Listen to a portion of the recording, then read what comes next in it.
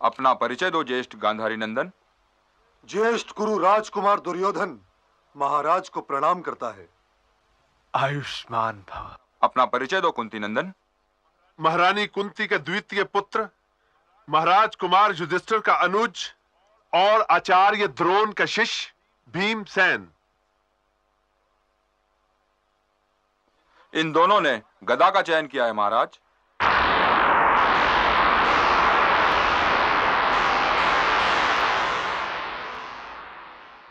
गदा युद्ध आरंभ हो।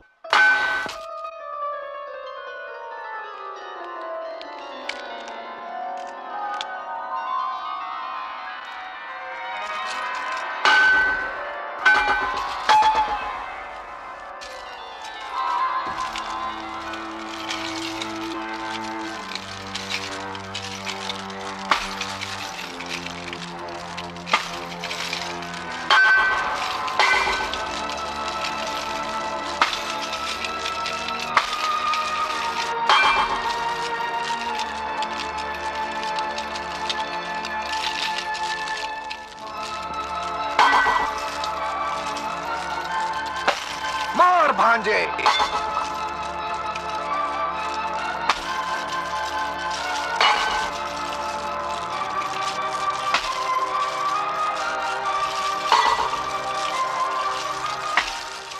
कुंती, मेरी तो कुछ समझ में नहीं आ रहा है दीदी।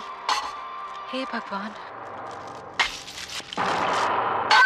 क्या हुआ? भाई भाई का खेल लड़ाई बनता जा रहा है दीदी।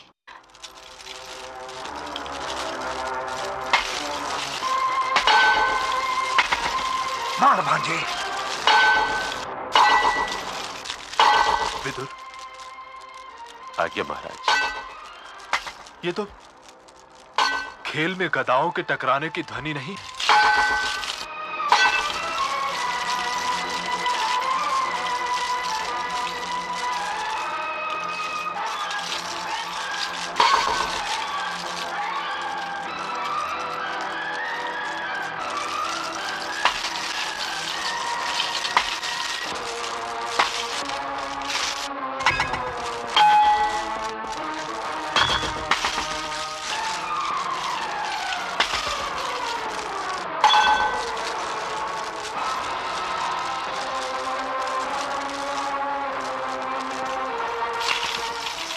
ये प्रतियोगिता बंद करवाओ।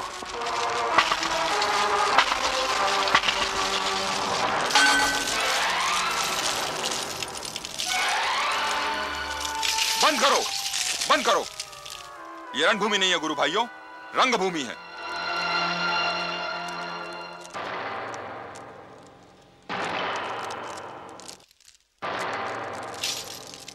मैंने तो सुना था लोग पंचाल नरेश को खींचते हुए यहां लाकर गुरु चरणों में डालने वाले हैं।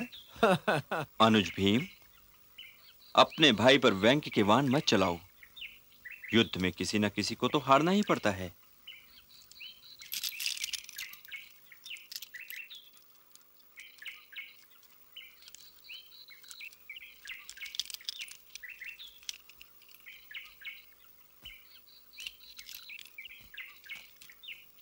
मैं गुरु दक्षिणा देने में असफल रहा गुरुदेव, मुझे क्षमा करें। नहीं, महत्व प्रयत्न का है, सफलता या असफलता का नहीं।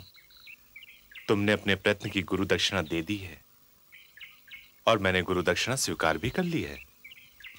अब हमारे लिए क्या आदेश है गुरुदेव? तुम पांचों भाइयों से भी वही गुरु दक्षिणा मांग रहा हूं। यदि ला सको तो द्रुपद को बंदी बनाकर ले आओ। जो आज्ञा गुरुदेव।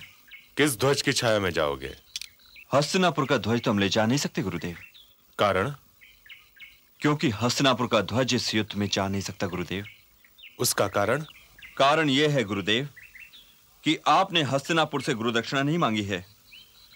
इसीलिए इस युद्ध में हस्तिनापुर का ध्वज ले जाने का हम में से किसी को अधिकार ही नहीं है। परंतु मुझे अधिकार था। और तुमने उस ध्वज का बड़ा मान रखा। भीमसेन, क्षमा चाहता हूं गुरुदेव, मुझे मन में बात रखना नहीं आता।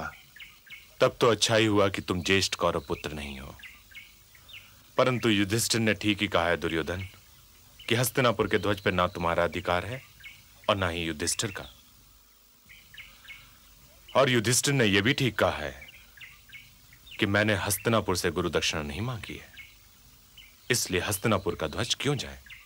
आपको तो इन्हीं लोगों की हर बात ठीक लगती है गुरुदेव, परंतु चाहे ये जिस ध्वज की छाया में जाए, जो युद्ध मैं न जीत पाया वो युद्ध ये भी कभी नहीं जीत सकते। दुर्योधन, तुम काल नहीं हो, तुम केवल एक राजकुमार हो, इसलिए भविष्य के बारे में कुछ नहीं जानते।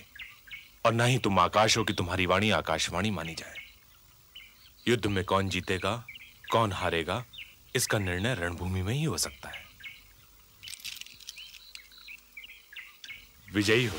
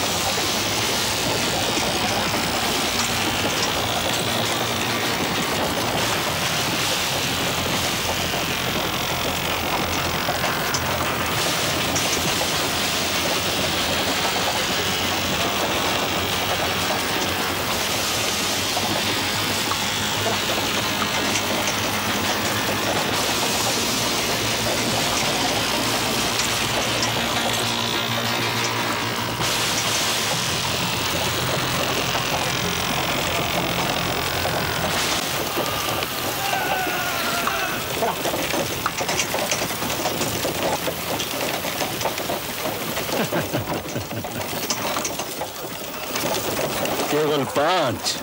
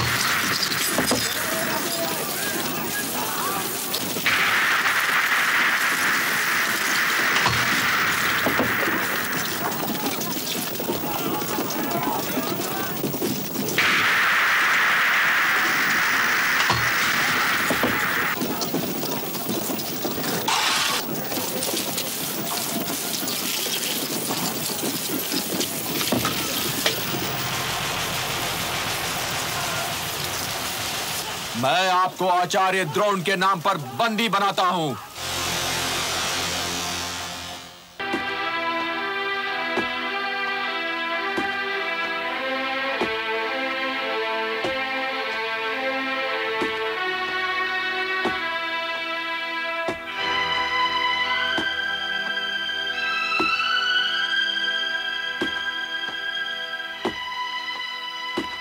प्रणाम कुमार।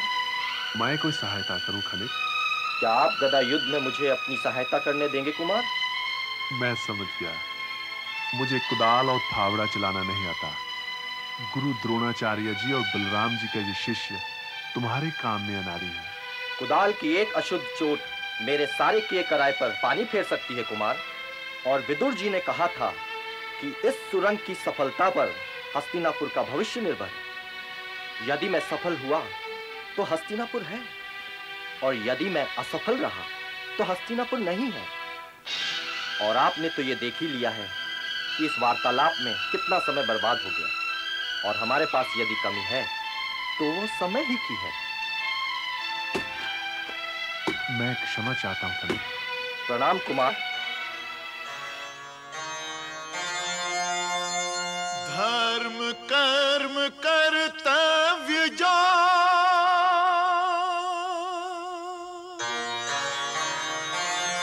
समय रहे कर जाए,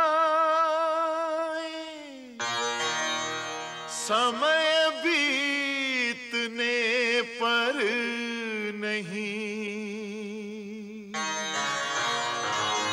वही मनुज पछता।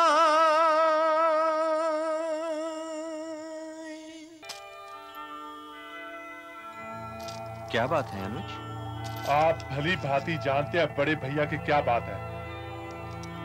मेरा तो जी चाहता है कि उस गंधार नरेश शकुनी की खोपड़ी में ऐसा मुक्का मारूं कि उसका सर उसकी छाती में उतार दूं। तुम जैसे महावीर को क्रोध शोभा नहीं देता प्रिय भीम। तो क्या इन जैसे महावीर को रातों रात लाक्षागृह से भाग निकल जाना शोभा देता है बड़े भैया? हम भागे नहीं अर्जुन, हम भागे नहीं। ये मत भूलो कि श्री राम के वनवास ही से लंकापति रावण के विनाश का मार्ग निकला था। क्या पता जिस मार्ग पर हम निकल पड़े हैं, ये मार्ग हमें किसी अनमोल रत्न की ओर ले जाए। परंतु हम हस्तिनापुर को नहीं त्याग सकते बड़े भैया। वो नगरी हमारी मां है। नहीं, वो नगरी हमारी मां नहीं। हमारी मां तो ये है। परंतु हस्तिनापुर तो जाना ही पड़ेगा माताश्री। क्यों क्यों जाना पड़ेगा? हस्तिनापुर ने हमारी आंखों में आंसू के अतिरिक्त आज तक क्या दिया है? क्या तुम लोग ये भी नहीं देख सकते कि हस्तिनापुर के राजभवन में हृदय के द्वार हमारे लिए बंद हो चुके हैं? ताज श्री भीष्म, उन्होंने तो अपनी आंखों पर अपनी प्रतिज्ञा की पट्टी बांध रखी है, और विदुर बेचारा विवश है। इन दोनों के अतिरिक्त तमाम लोग दुर्योधन का मुंह ताकते रहते हैं। पुत्रों, सही अर्थों में ये वन भी हमारी मां की भांति हैं। कड़ी धूप हो तो हमें छाया देते हैं, भोजन पकाने के लिए लकड़ी देते हैं, भोजन ना हो तो भोजन के लिए अपने फल देते हैं। मैं तो इन्हीं वनों में तुम्हारे पिताश्री के साथ भी सुखी रही थी पुत्रों, और अब तुम लोगों के साथ भी सुखी रहूंगी। नहीं चाहिए मुझे अपने पुत्रों के लिए ऐसा राज्य जो अपने युवराज को रहने के लिए लाक्षागृह देता हो। माताश्री, यदि आपको ये वन अच्छा लगता है तो हमें आपकी सेवा करने के लिए इन वनों में रहना स्वीकार है। परंतु एक बार हमारा हस्तिनापुर जाना आवश्यक है माताश्री। क्यों? क्योंकि उन्हें यह जताने कि हम इन वनों में भाग कर नहीं आए, बल्कि अपनी माता का आदेश मानते हुए उनकी इच्छा का मान रखने के लिए हमें इन वनों में रहना स्वीकार है माताश्री। मन छोटा ना करो अनुज। हम हस्तिनापुर जाएंगे, अवश्य जाएंगे, परंतु अभी नहीं। अभी क्यों नहीं बड़े भैया, अभी क्यों नहीं? आचार्य द्रोण के शिष्य को यह प्रश्न शोभा नहीं देता भीम। मैं जानता हूं कि तुम अकेले ही दुर्योधन और उसकी सेना के लिए बहुत हो, परंतु ये ना भूलो कि दुर्योधन के साथ साथ अपने अपने रथ पर पितामह भी होंगे, गुरु द्रोणाचार्य भी होंगे और कुलगुरु कृपाचार्य भी होंगे। इसलिए लड़ाई जब तक टाली जा सके इसे टालते रहना चाहिए। क्या तुम पितामह के सामने गदा तानकर खड़े हो सकते हो? क्या अर्जुन द्रोणाचार्य के सामने अपने बाणों का मुंह कर सकता है? और क्या तुम द्रुपद की भांति अपने ज्येष्ठ पिताश्री धृतराष्ट्र के रथ पर चढ़कर उन्हें बंदी बना सकते हो? और क्या तुम अनुज, दुर्योधन और दुशासन को युद्ध में मारकर अपनी ज्येष्ठ माता श्री गांधारी के सामने जा सकते हो? नहीं। इसलिए प्रतीक्षा करो। तुम्हारा हृदय दुर्योधन से बहुत बड़ा है भीम, इसलिए यदि वो आघात कर रहा है तो उसे करने दो। भ्राता होने के नाते तुम्हारा यह कर्तव्य है कि उसके आघात से बचाव तो किए जाओ, परंतु स्वयं उस पर आघात ना करो। उसे यह समझाए जाओ कि दुर्योधन को आपस में भाइयों से लड़ना नहीं चाहिए, क्योंकि भाइयों की आपस की लड़ाई से घराने की मर्यादा भंग होती है। मैं आपसे सहमत नहीं हूं बड़े भैया, परंतु आपका आदेश यही है कि हम कायरों की भांति वन वन भटकते फिरे और वो कायर उस राजभवन में चयन करे जो हमारा भी है, तो यही सही।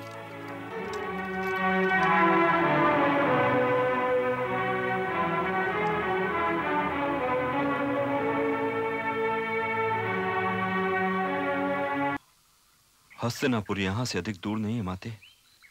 किसी आते जाते ने देख लिया तो हम लोग पहचान लिए जाएंगे। परंतु माताश्री से चला नहीं जा रहा भ्राताश्री। पुत्र युधिष्ठिर, मेरा पुत्र सहदेव थक गया है, उसे थोड़ी देर विश्राम कर लेने दो। जो आज्ञा माताश्री, परंतु ठहरना उचित नहीं है माते। एक बात है भ्राताश्री, माताश्री नकुल और सहदेव ना चले और हम तीनों चलते रहें। परंतु मजले भैया, हम लोग माताश्री और दोनों छोटे भाइयों को अकेला वन में कैसे छोड़ सकते हैं? इन तीनों को छोड़ने को मैंने कब कहा है प्रिय अर्जुन? फिर क्या कहा था तुमने भीम? मैंने तो कहा था ये तीनों ना चले, हम तीनों चलते रहें। पर बात तो वही हुई ना मजले भैया। बात वही कैसे हुई? घूरो मत, अभी बताता हूं और दिखाता भी हूं।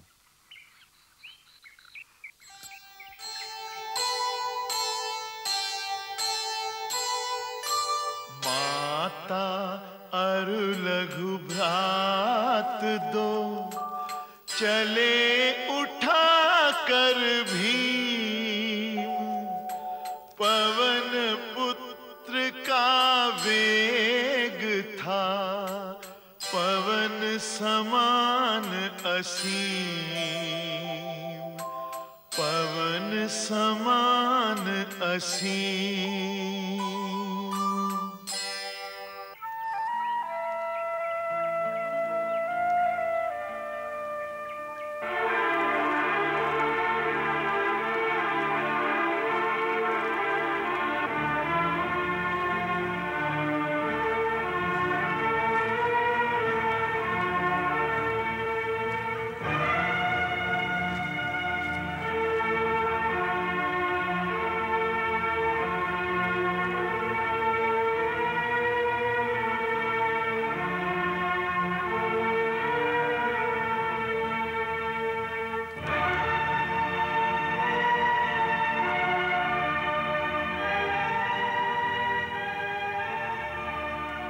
पुत्र भीम, रुको।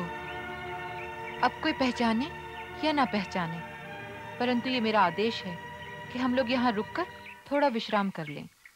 जो आज्ञा माताश्री।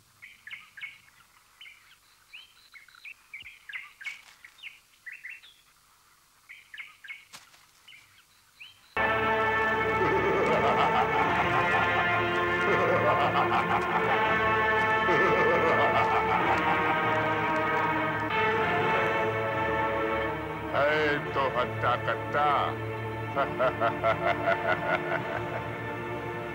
तू क्या अकेले ही खा जाना चाहती है? मनुष्य देखकर राल टपक आई। आज के भोजन के लिए ही बहुत है। ऐसा न कहो भैया, इसे तो मैं अपना हृदय दे बैठी हूँ। क्या अपने कुल की मर्यादा का ध्यान नहीं तुझे, जो मनुष्य जाति को हृदय दे बैठी? सारी राक्षस जाति में थू थू करवाएगी मेरी। प्रेम जाति का भेद नहीं मानता भैया। उल्टा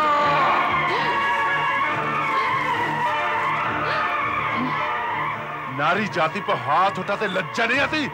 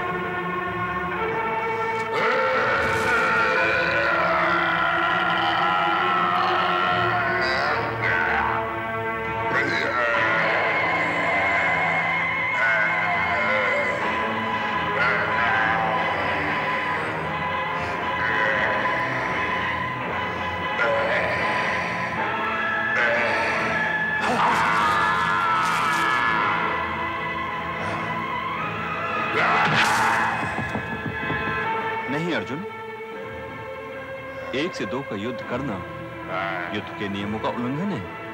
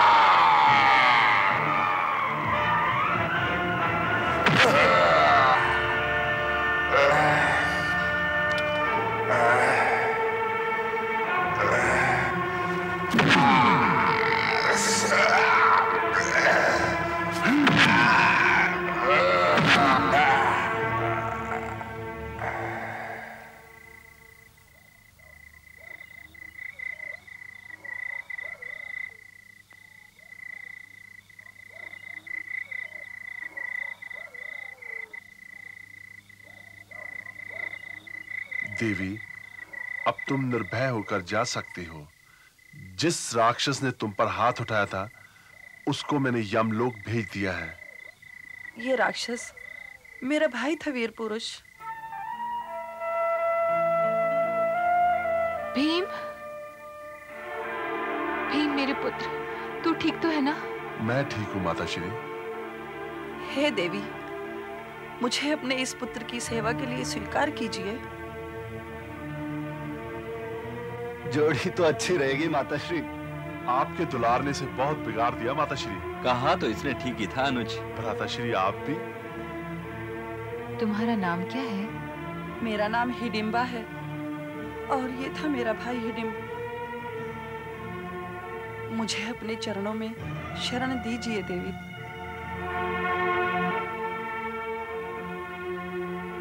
इसमें कोई आपत्ति तो नहीं है माताश्री।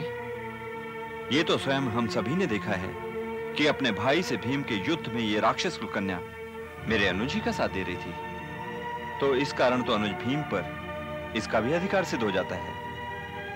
परंतु भीमसेन को हम यहां तो नहीं छोड़ सकते और इस राक्षस कन्या का निर्वाह हमारे साथ कठिन लगता है। यदि आपके ज्येष्ठ पुत्र का यही विचार है तो हे देवी, मुझे अपने चरणों में प्राण त्यागने की आज्ञा दीजिए। परंतु जन पर तो किसी का अधिकार नहीं होता, तो आपके ज्येष्ठ पुत्र मुझे मेरे जन्म का दंड क्यों दे रहे हैं?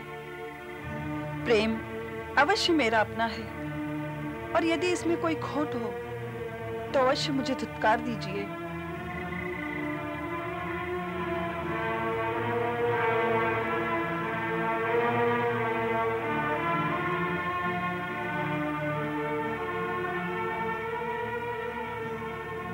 हिडंबा, मेरा पुत्र भीम सदैव ही तो तुम्हारे साथ रह नहीं सकता।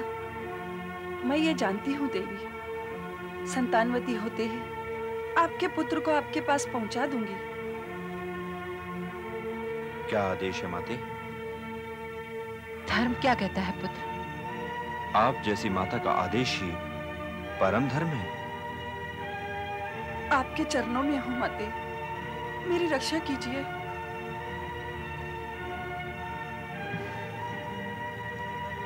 सौभाग्यवती भव, पुत्रवती भव।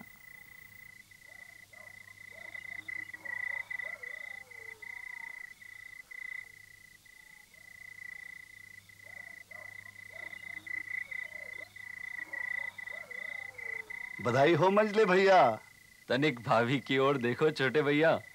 मैं निश्चिंत हूँ कि मजले भैया को ससुराल में भोजन का कोई कष्ट नहीं होगा। तो तुम भी चलो लल्ला साथ, भर पेट खिलाऊंगी।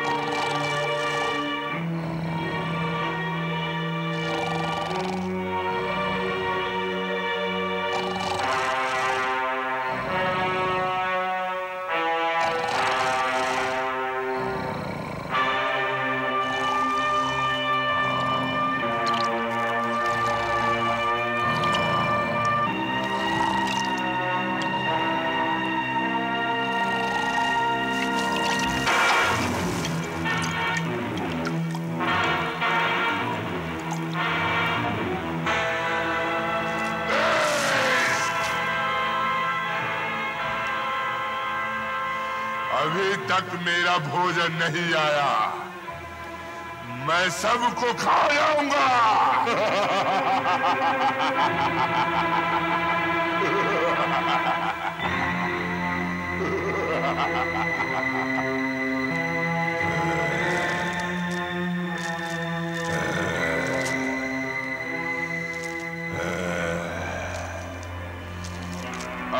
मैं एक चक्रा नगरी वालों को नहीं छोड़ूंगा, सबको खा जाऊंगा।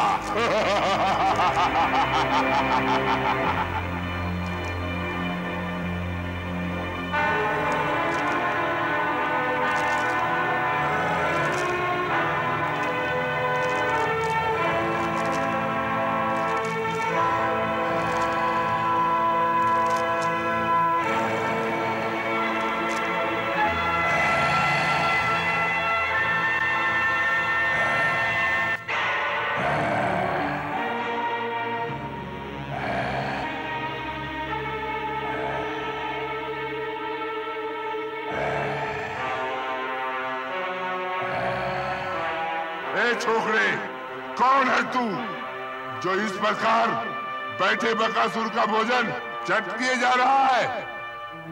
पल भर रुको, मुझे तनिक मूली खा लेने दो। ऐसी स्वादिष्ट मूली मैंने कभी नहीं खाई। तू भी बड़ा स्वादिष्ट लग रहा है। लगता है तेरी हड्डियों में भी बहुत गुदा भरा होगा।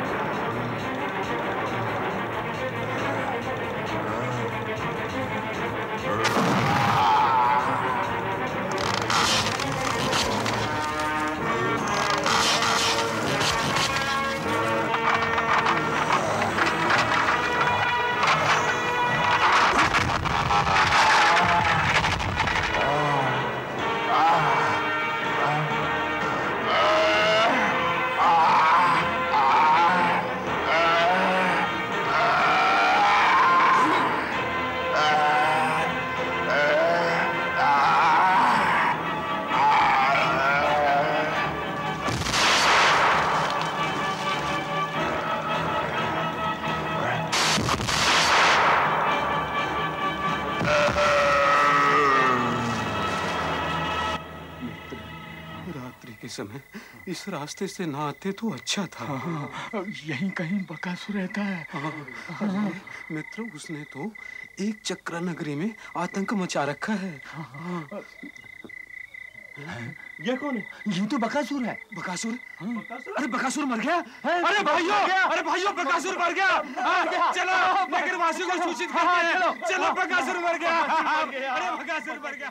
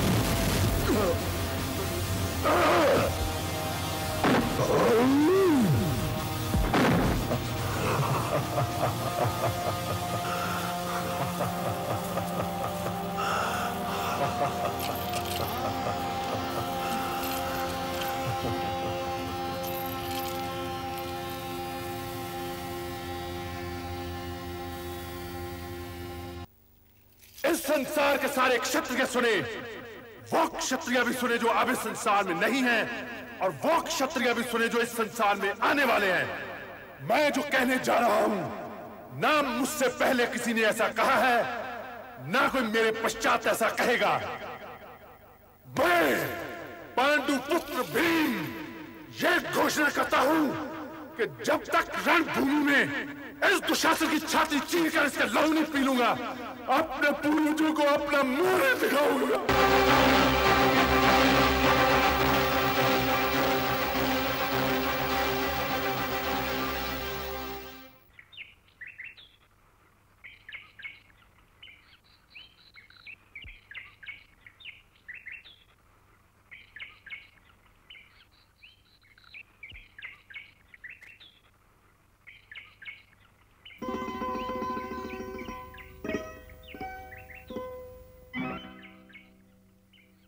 कृपया अपनी पूंछ हटाइए। सुना नहीं? कृपया अपनी पूंछ हटाइए। पूंछ हटाइए। अरे राम का नाम लो भाई, मुझे विश्राम करने दो। पूंछ हटाते हो कि उठाकर फेंक दूं? कहा ना भैया, राम का नाम लो। पूंछ हटाते हो कि मैं हटाऊं? हटा दो भैया, हटा दो।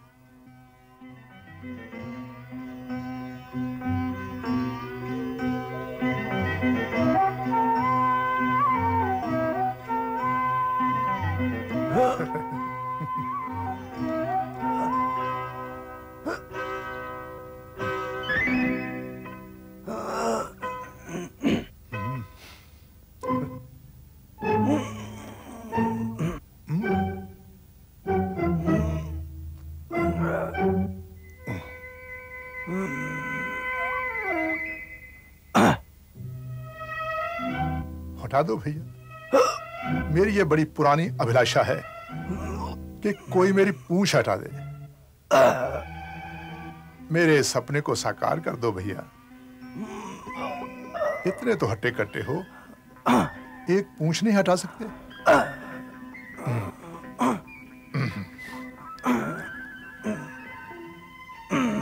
हटाओ हटाओ, हटाओ। हाँ?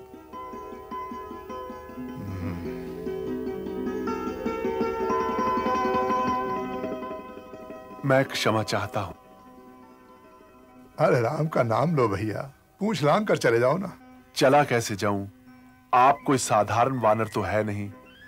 अपना परिचय दीजिए और अपने दर्शन दीजिए। राम का नाम लो कुंती पुत्र। सेवक के दर्शन करके क्या करोगे? स्वामी के दर्शनों की अभिलाषा करो। तो आप श्री राम भक्त पवन पुत्र हनुमान हैं।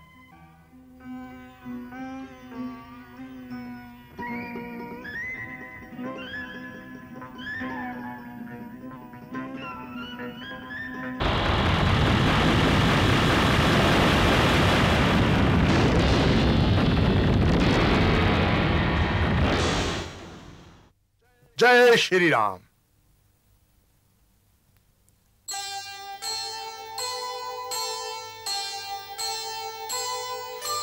पवन तनय संकट हरन मंगल मूर्ति रूप, राम लखन सीता सहित हृदय बसहु सुरभूप,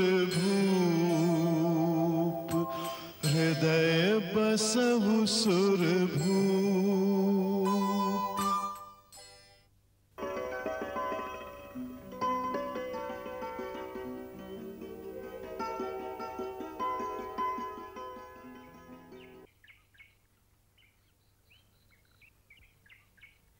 यदि मैं पवन पुत्र हनुमान नहीं होता तो तुम्हें बार बार भाई क्यों कहता? किंतु आप मुझे इस दशा में क्यों मिले? तुम्हें यह शिक्षा भी तो देनी थी अनुज कि निर्बल और वृद्ध का आदर करना चाहिए, और तुम्हें यह भी सिखाना था कि जो आंखें देखती हैं केवल उतना ही सत्य नहीं होता, सत्य हर आंख से बड़ा होता है। तुमने देखा कि एक वृद्ध वानर लेटा हुआ तुम्हारी बाहों के कसबल को चुनौती दे रहा है और तुमने चुनौती स्वीकार कर ली। क्या पता है अपनी जीवन यात्रा में तुम्हें किस मार्ग में, किस रूप में कौन मिल जाए। क्षमा चाहता हूं, अब कभी ऐसी भूल नहीं होगी। अच्छा, अब तुम जाओ। हमारा निवास यहां से अधिक दूर नहीं। आप वहां चलकर विश्राम कीजिए और मेरे भाइयों को भी आशीर्वाद दीजिए। मेरा आशीर्वाद तो सदैव तुम लोगों के लिए है। तो चलकर हमें युद्ध नीति समझाइए, क्योंकि हम एक महायुद्ध की तैयारी कर रहे हैं। आपने तो रावण, मेघनाद और कुंभकर्ण जैसे योद्धाओं को हराया है। मैंने युद्ध अवश्य किया था अनुज, परंतु जीत हुई थी श्री राम की। सत्य और असत्य के संग्राम में दोनों ही ओर से लड़ते तो योद्धा ही हैं, परंतु विजय सत्य की होती है और पराजय असत्य की। इसलिए सत्य को पहचानो और उसे दोनों ही हाथों से पकड़े रहो। यही युद्ध नीति है। तो क्या आप सत्य और असत्य के युद्ध में सत्य की ओर से युद्ध नहीं करेंगे? ये युग मेरे युद्ध करने का नहीं, परंतु मेरा आशीर्वाद तुम लोगों के ध्वज के साथ सदैव रहेगा।